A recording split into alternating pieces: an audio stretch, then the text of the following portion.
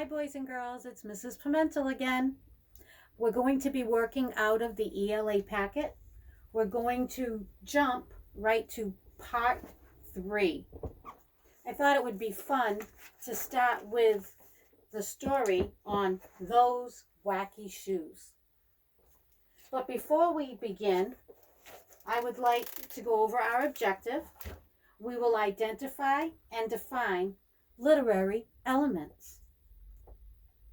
First, literary elements are the parts of the story, such as characters. Who are the main characters? What are their traits? Are they shy, creative, outgoing? Setting. When and where does the story take place? Events. What happens first in the story? Then next, and finally, is there a problem or a conflict that the character has to find a solution for? Also,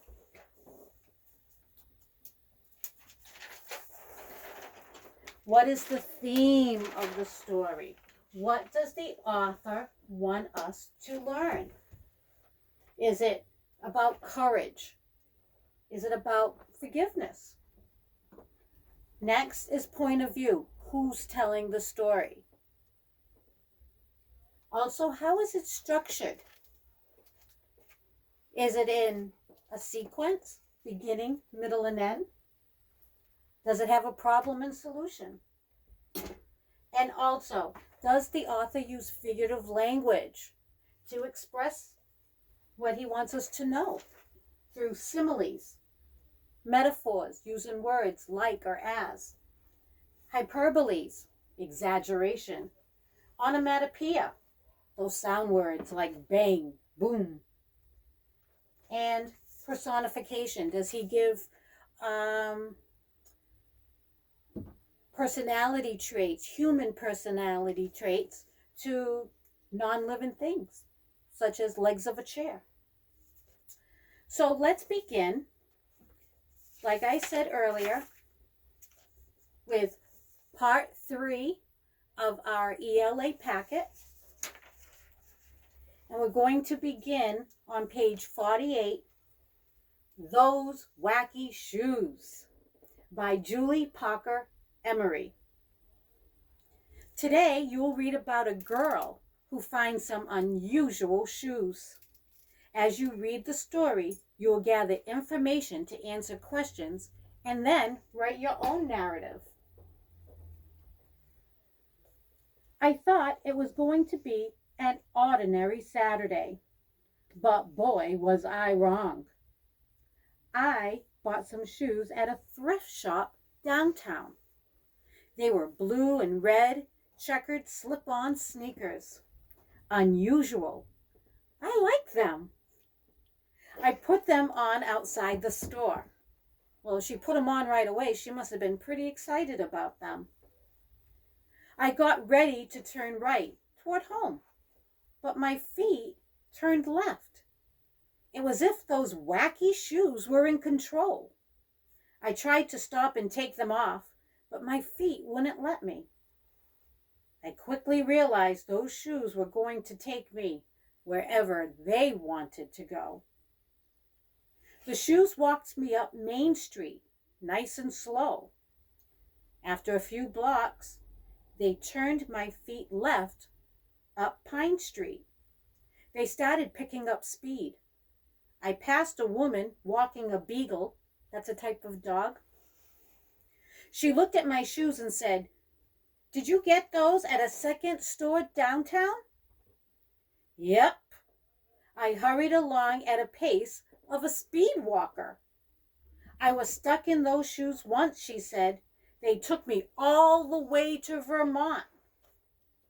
"How do I get out of them?" I shouted over my shoulder. But now I was running. "You have to outsmart them," she yelled back.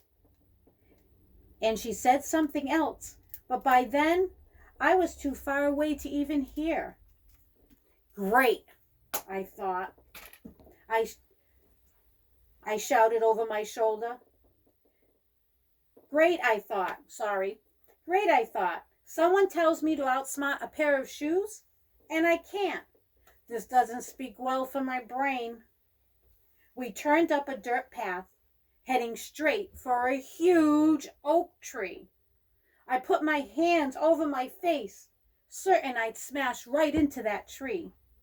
But my feet started climbing up the trunk. I grabbed the trunk with both hands to keep my balance. We went higher and higher. Did I mention I don't like heights much? I tried not to look down. I kept going, my heart pounding like a giant hammer in my chest. Oh, that sounds like a metaphor. Pounding like a giant hammer in my chest. When suddenly my feet slipped. So those shoes weren't perfect after all. I grabbed a branch with both hands and hung. I was sure high up there. Somehow I managed to pull myself up and sit on a branch. My feet were still. It seemed that when they weren't on something solid, those shoes weren't quite so tough. I tried to pull one off, but it was latched on with all its might. Now, what should I do? The good thing about being stuck up in a tree, I had time to think up a wild idea. I started yelling. Since I was in the middle of nowhere, I had to yell for what seemed like 100 years. I wonder what figure of speech that is. Finally, a kid rode up on his bike. Can you do me a favor, I called. Can you get someone to bring a big bucket of wet cement? It would really help me out. We've got cement mix in our garage, he said. I can make some and bring it to you. And off he went, just like that.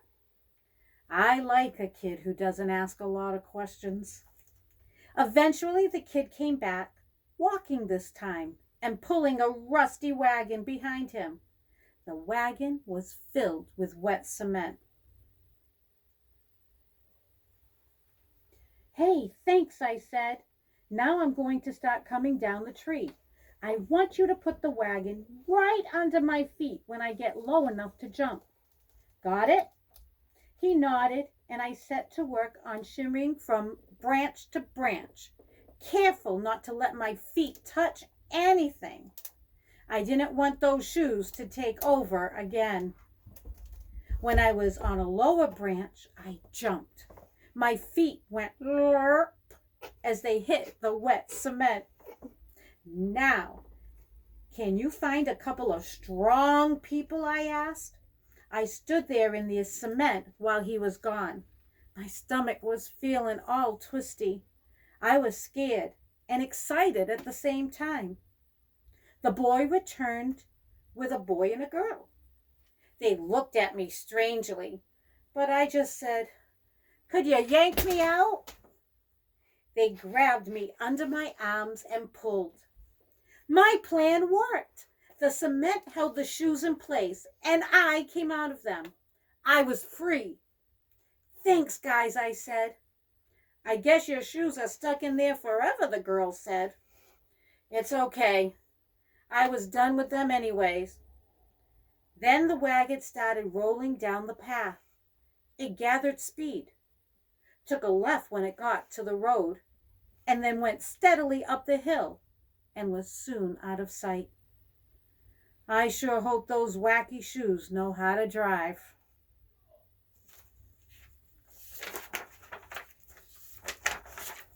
I wonder what you'll do with your wacky shoes.